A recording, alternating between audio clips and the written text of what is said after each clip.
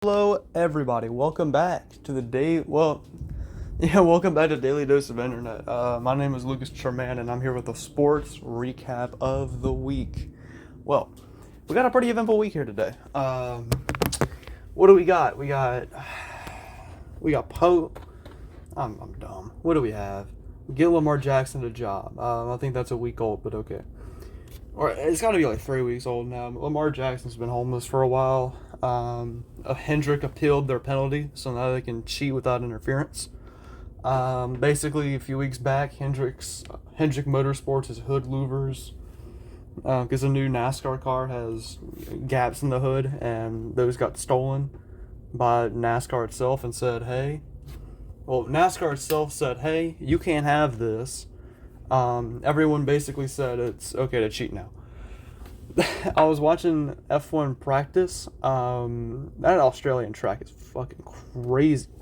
Let's see, where is it? They had a Porsche Carrera flip. Is Porsche Carrera? Fuck my knee. Porsche Carrera GT. I don't think they're racing Carreras, but I think it was a 911 that went upside down, but it did flip. I swear this happens every time. Whenever Porsche releases a car, or not just releases a car, whenever the 911 goes and races, it always flips. I remember the only time I've seen a Porsche flip was wheel-to-wheel contact, jumped up in the air and rolled. Guess what happened here? It got Formula One flipped. It got hit in the wheel well and tumbled over. It's weird. I don't get it. I really don't get it. Why am I out of breath? The Fanatec GT and the American GT series were racing at Sonoma. Now the thing is, that wouldn't be news, but Sonoma has grass. If you don't know, Sonoma normally races with a NASCAR schedule, and NHRA and NASCAR go to Sonoma. It's a track in California, and it's normally desert. It's got a lot of desert. There's absolutely no grass, no life, no vegetation. Except during this time of the year, where there is grass. Believe it or not, there was rain, and there was grass. It was cool. It really was. We're going to start it out with, what do we do? Fuck it, we're doing F1. Screw it. This is the biggest thing I have on the notes. I watched this at 12 in the morning American time. 12 in the morning American time. Very sad because I stayed up very late to watch this shit show. Albon got hit. Oh god, you remember that Cars 2? They had that death ray. I'm not sure if y'all remember, but there was this like big ass gun, and it would just blow people's cars up in Cars 2. Well, that's what Albon got hit by. I think he had a suspension failure in the rear. Car spun around, slammed into the wall, brought up the red flag. And then later, Hulkenberg gets hit by the laser. This sets off a chain of events that led to the worst finish I've ever seen in an F1 race. And I'm going to say it now. For anybody who's talking to me about, oh, F1's better than NASCAR, I want you to explain to me what happened in this race. Do it. And not miss anything. Because it's horrible. So, Hulkenberg gets hit by the laser. There's 2 laps to go, and the F1 cars just won't make it. They just can't pick up everything in time.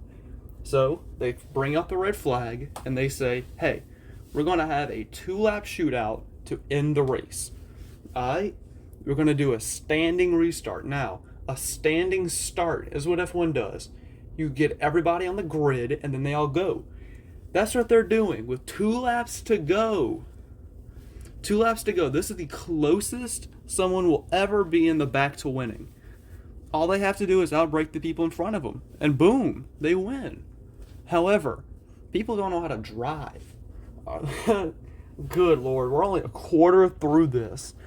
Green flag. Well, no, before that, Max Verstappen doesn't start inside his grid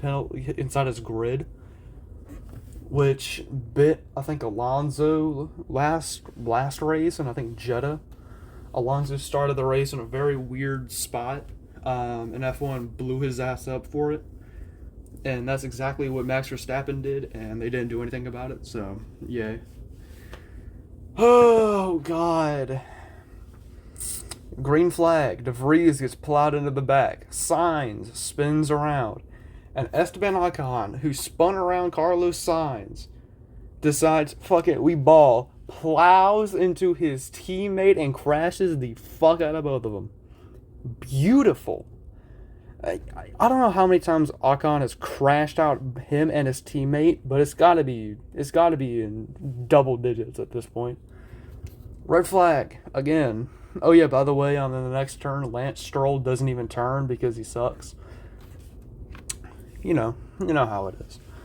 Red flag. 50 minutes later. 50 minutes. Mind you, this race restarted. It restarted. They brought the green flag back out. It was 2:34 in the morning. It was a Saturday, but still 2:40 in the morning. We're past the middle of the night. We're in the I swear I heard the fucking birds chirping while this shit kept going, bro. 50 minutes later, and it's announced that there will be a 1-lap shootout. Single file, rolling start. Great idea. Unbeknownst to everybody watching, the fans, everybody, the parade lap counts as a lap. Or if they counted the parade lap as a lap. Green flag. Once the green flag waves, and your winner is Max Verstappen. Oh my God.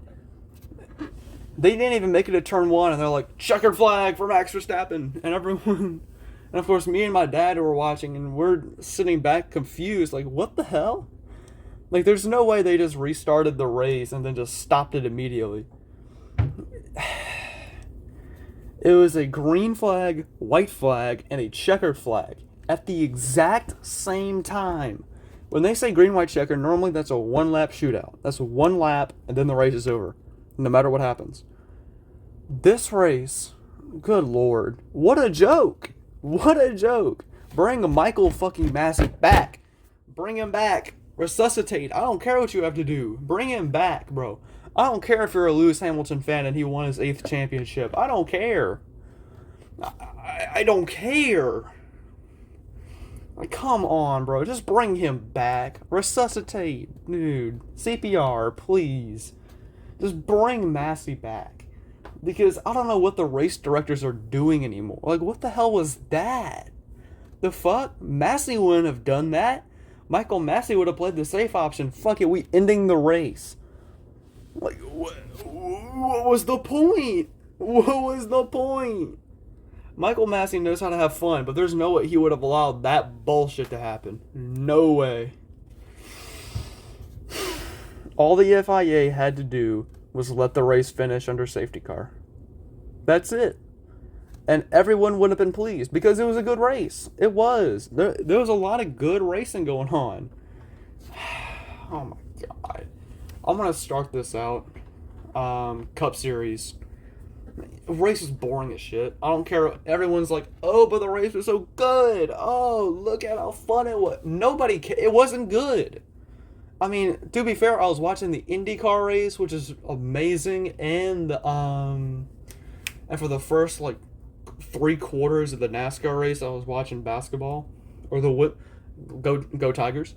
I was watching college basketball, and why would I watch the Cup race? Why would I watch a Cup race at this boring ass track with this boring ass car, with these boring ass people that aren't gonna do anything fun? Why would I watch that? Yeah. What? Oh yeah, I was hella tired because staying up for the F1 race. So, it's a lot of shit stacked up on top. Christopher Bell killed William Byron. And then Denny killed J.J. Yeley. Then the race ended. I don't know. Nothing happened. I don't know what else to say. He had contact on pit road, I think. But, I mean, who cares? Nobody cares. Truck race. I'm going to be honest. I thought the Truck Series was at Richmond. I did. I thought the Truck Series was at Richmond. And then I'm like, I'm going to go on to race day. Let's see what this is. And the first shot they show, the outside of Texas Motor Speedway. We all knew what was going to happen. Every time the Truck Series goes to a 1.5-mile racetrack, carnage. Carnage. I don't know how these people can drive like this, but it's awful. Like, someone crashes somebody, someone gets upset, then someone, like, barrel rolls into the catch fence. Every time. Every time. There were two major incidents because the race was, of course, boring as shit because Texas. Dean Thompson coming out of turn number 4. This is bad. This is big. Dean Thompson, I think, was running in the top 5, which was easily the best run of his career. He spun around, hit the wall. And Texas does this thing where if you get off the racing groove coming into turn 4, you basically stop turning for some reason. The car plowed into the wall, spun around. It got right into the race. It got back into the racing groove, which is the worst place your car can be stopped. And I mean, he was going like 10 miles an hour. It slowed down to about 10. The cars were going like, they were hitting like 185 at that track, like 185 miles an hour. 2 trucks went into the grass to avoid him, and there's grass on the inside of the track. I'll show a picture of it. I may show a video, but... Oh yeah, I forgot. I figured out how to do that. If you follow me on Twitter, you would have learned that... pop quiz, of course. If you follow me on Twitter, you would have learned that I figured out how to put images over on top of video. Did I post that tweet? I'm gonna have to go check this afterwards. But yeah,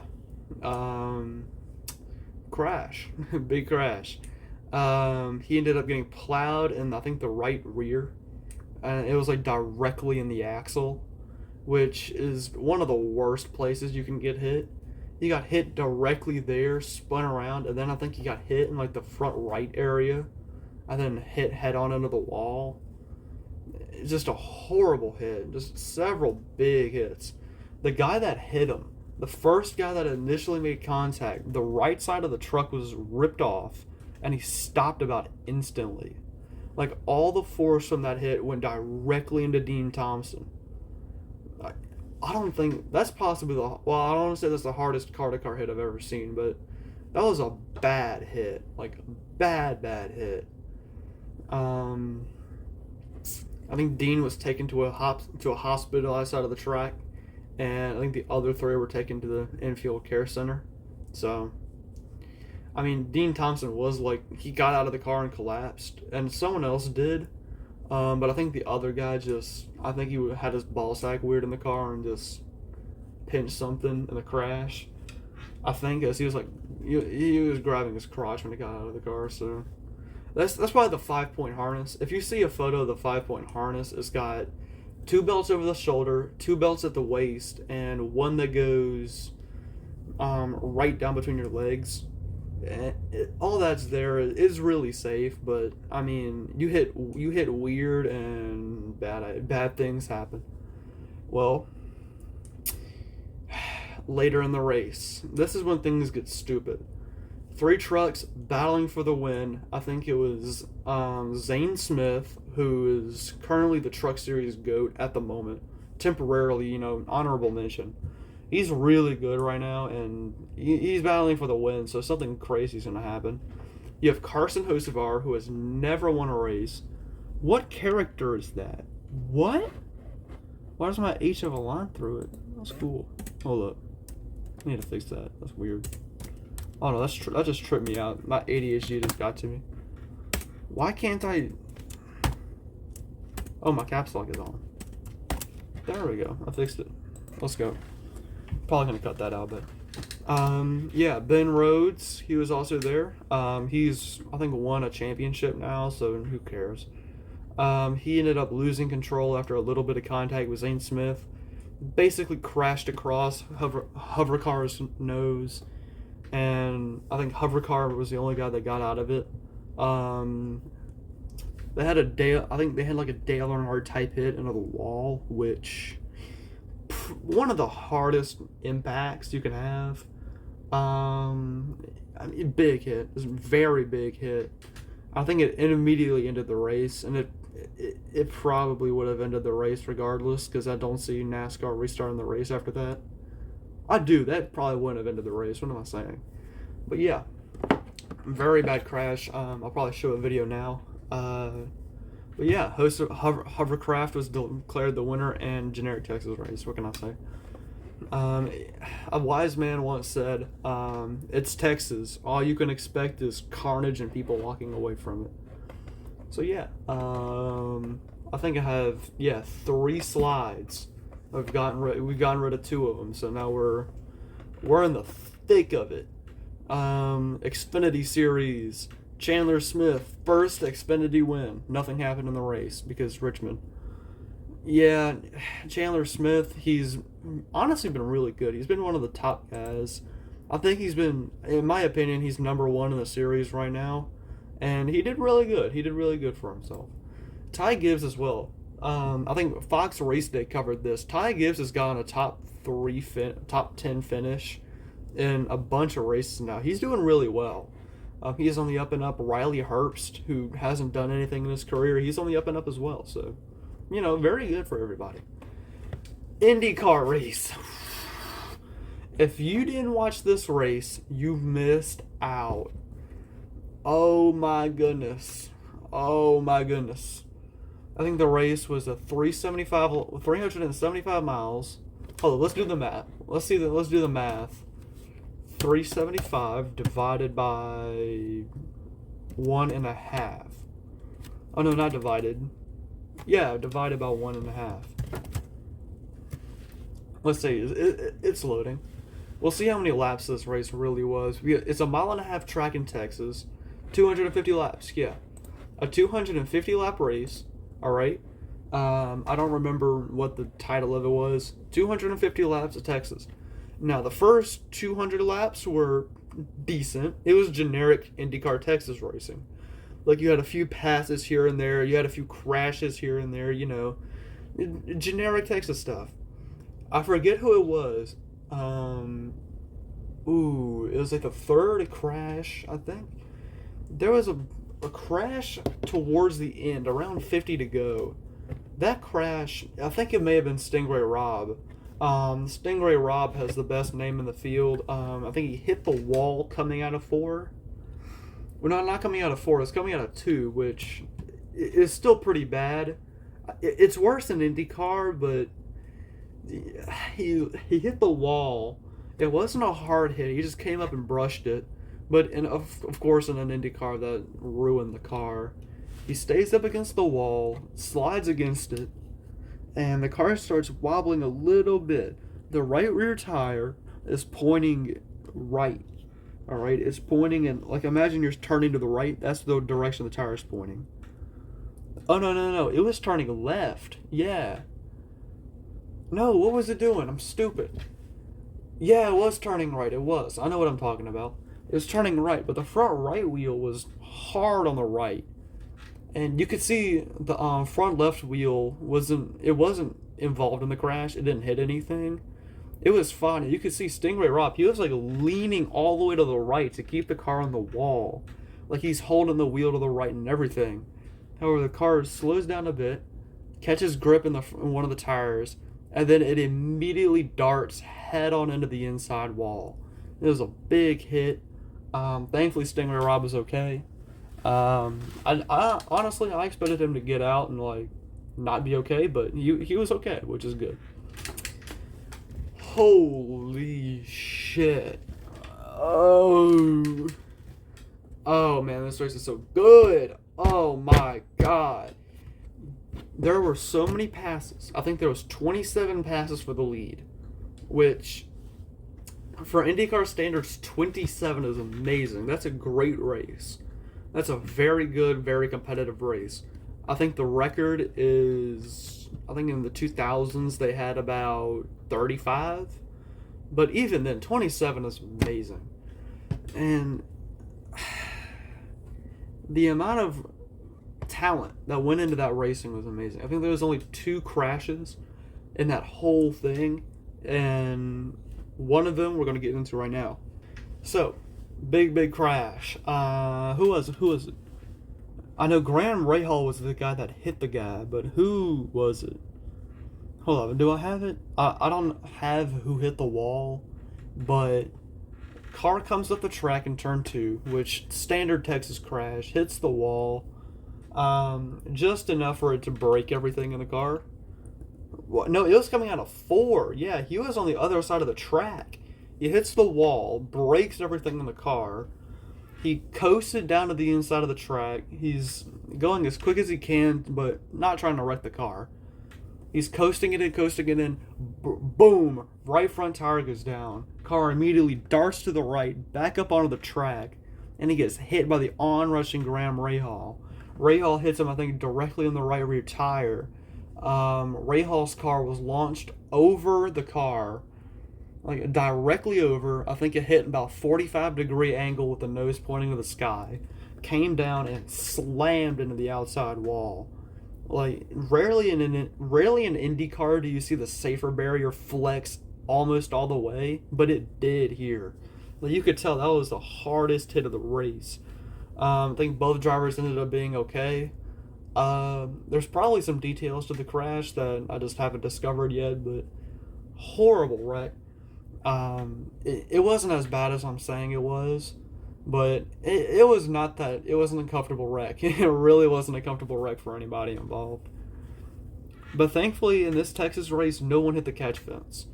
And typically, from what I've heard, whenever you have really good Texas races, bad things happen. So, Kenny Brack getting way high, I'm gonna put it up on. I'm probably gonna put it up on screen here. Kenny Brack, I think, suffered the most G's a human has ever suffered, and survived. I think he was 224 G's. I think if you sustain that for a second, I think your skin starts peeling off. So Texas Motor Speedway type stuff. But I think with 2 laps to go, Roman Grosjean, he did the same thing, and he ended up crashing into the wall. He was racing in 6th. I think there was 6 cars that had I don't want to say a reasonable shot, but a shot nonetheless to win the race. David Malukas went from out of contention to battling for the lead. Like, he went from 8th to 2nd at one point. Like, the racing was so good. It was super speedway type drafting racing on a really wide racetrack with just tons of room. You accompanied that with the run, the slingshot was so powerful you just couldn't block. If you blocked, you would have caused a massive accident. It was so good. It was so good. But yeah, Grosjean's crash ended up ending the race, which, seeing what I saw the night before in F1, not that bad of a decision, honestly. I'm not surprised they ended the race. But yeah, great decision to end the race, but it would have been a photo finish regardless. It would have been either a photo finish or a fucking bandsaw catch fence wreck. It would have been Jaws of Life or photo. Now we get to, I don't want to say our final 2, but it is our final 2. Yeah, it is. The men's final for NCAA March Madness. Jim Nance's last game as an announcer. Now, Jim Nance is the GOAT. I don't care about what your opinion is. Jim Nance is one of the best college basketball announcers ever. And the game was garbage. Oh my god. Blowout at the half. I forget the score. It was it was some crazy shit. It was 70-8 or some goofy shit. RIP. I stayed up to watch this game. Wasn't worth it. I should have just not watched.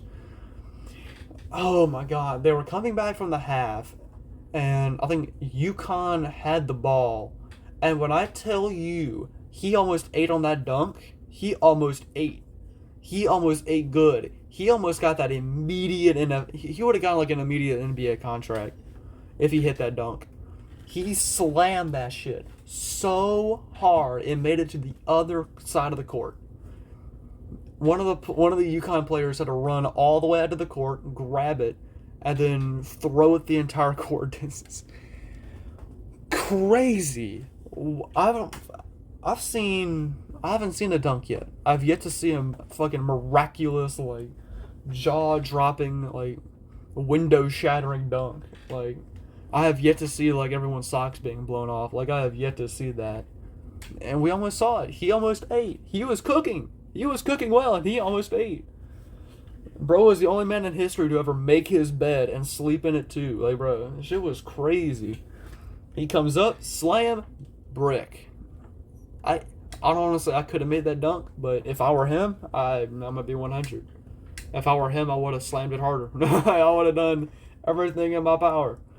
He almost knocked down one of the lights. Jesus. UConn was just playing with so much defense and just a highly strategic offense. It was just unstoppable. Fuck the refs, y'all suck. And this was in every March Madness game that I saw. It was like, oh, the refs fucked up on this call. Thankfully, in basketball, it doesn't matter that much. Like, in football, if you get one bad call, that'll end one of your drives and will possibly ruin your game if it's close. But in basketball, if you lose 2 points, then that's gainable. Like, that's gainable. You can get back up from that. But you get several bad calls and it ruins the game for everybody. Like, I don't get why refs do this. They'll make a really shitty call, like, foolish ass call, and then they'll immediately give the other team some foolish ass call as well. I don't get that. Look, if you're gonna make a stupid ass call, make it once. Alright? Quit trying to even out the game. Like, if you give one team too many bad calls, you give the other team a bunch of bad calls. Like, no, don't do that. Come on. Like, it ruins the game, alright? And I'm a Saints fan, so you know what I feel like about... I'm a Saints guy. You know how I feel about shit like refereeing. Like, come on, just do your job properly, please, please. But, yeah, now we get to the game of the week. I'm going to save game of the week for last. March Madness Women's Final. The amount of records broken in this game was amazing. You have, who was it? Catherine Clark. Catherine Clark, who is easily the best woman college basketball player currently. When I say the best. A 41-point average score going into this game. And that was against the last two teams. 41 points against some of the greatest women basketball players currently. Because you mean to tell me that she went through a team that's not going to have an NBA star or a WNBA star on it? You can't convince me that. You really can't. 41 points. Catherine Clark. And she was diamond on this game, too. She was good. I'm going to be honest. There are people on all sides that are talking about, oh, fuck Angel Reese, fuck Catherine Clark, fuck all of it. Why can't we just accept that both of these players are good? Angel Reese is out here dominating. Catherine Clark is dominating. These two are possibly in their prime. Why can't we just enjoy them? Why can't we just watch and enjoy them play? And another thing that is going to make me mad, and I know it makes y'all mad too, people that are out here having full-on like Twitter and Instagram arguments about Angel Reese and what tomfoolery she was doing. Was it egregious? It was pretty egregious. Was it deserved? That's arguable. But if you're gonna do all that shit, then at least win. But, I mean, come on. You know who didn't win? Catherine Clark. Catherine Clark didn't win. I think Catherine Clark scored one of the record-breaking threes she had. I think, speaking of the record-breaking threes, I think she shot 7 at one point in the game. She shot over 7, but I think she shot 9 out of 10 three-pointers this game. Which, 9 out of 10, that is 27 out of 30 points on nothing but threes in 9 shots, 9 possessions. And Catherine Clark was kind of carrying. Like, I'm not going to lie. She was kind of carrying. I mean, that center did get knocked out, but, like, Well, got fouled out. Never mind. Got fouled out. Or her point guard got fouled out. But, like, Catherine Clark was diamond. Like, she was doing everything she could to win this game. I mean, she just had a shitty attitude whole game. And I don't blame her. Whenever you're getting dominated in the championship game after everyone's saying that you're the best team. I mean, think about it. They're the number one ranked. LSU has been undefeated except for one team that they beat. All right. Like, LSU still hasn't beaten that Carolina team. You know who has beaten that Carolina team? Iowa. Iowa's coming into this game against LSU, who's had a cupcake schedule, and number one ranked against number three ranked. You expect Iowa to say, I think we're going to lose. No. Not many people would have believed you if you said this game was going to be a blowout. But it was. Speaking of blowout, Jill Biden got hooked to basketball, and now she wanted both teams to meet in the White House. I don't know if I have to explain this to y'all, but that didn't work. You got Angel Reese out here with the most egregious taunting I've ever seen in my life. And you expect them to come out here and say, "Oh, let's meet in the White House." Like, Angel Reese said it was a joke. All right, and by the way, Angel Reese is my queen. Easy W, easy claps. 9 out of 10. But yeah, Angel Reese and Catherine Clark. Who would have known that after all that bullshit that occurred with them, that the one person to be defending Angel Reese the loudest was Catherine Clark? I gotta respect that shit. I gotta respect that wholeheartedly. I got mad respect for both of these players now. Because you got people that are out here mad hating, mad dick riding, mad dick riding about, like, Angel Reese should be put in prison. She's a disgrace to everybody. A disgrace. And meanwhile, you got Catherine Clark who's out here doing the same shit. Like, what do you...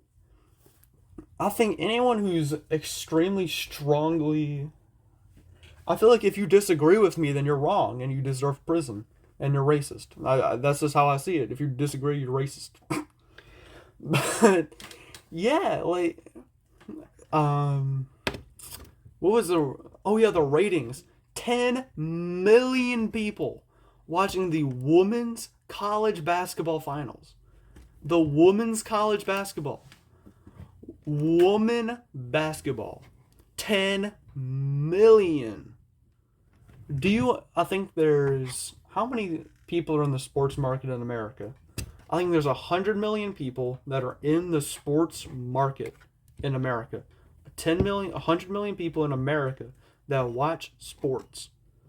Like, even if it's one sporting event a month, 100 million people. 100 million.